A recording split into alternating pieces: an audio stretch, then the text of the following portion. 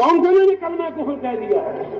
اور آپ کو کہ خدا نے صرف 4 خلیفوں کا نام لے کر صحابہ کی موومنٹ پر باؤنڈ کرنے کا حق دے دیا ہے؟ میں نہیں مانتا، اب بھی میں نہیں مانتا۔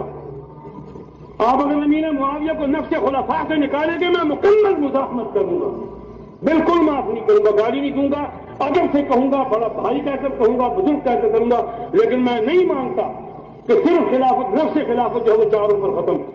اگر معاویہ خلیفہ نہیں تو پھر باقیوں کو سچا ماننا پڑے گا، وہ یہی کہتے ہیں وہ ڈکٹیٹر تھا، خونی تھا، غاصب تھا، قاتل آل علی تھا۔ اگر آپ بھی یہی فرمانا چاہتے ہیں تو ہم نہیں مانتے، ہم نہیں مانیں، نفس خلفاء میں شامل کر۔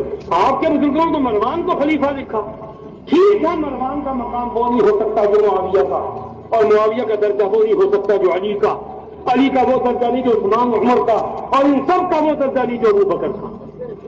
یہ مسئلہ اپنی جگہ عالم ہو کر نادانوں والی بات کرے گستاخی مار، میری سمجھ سے بات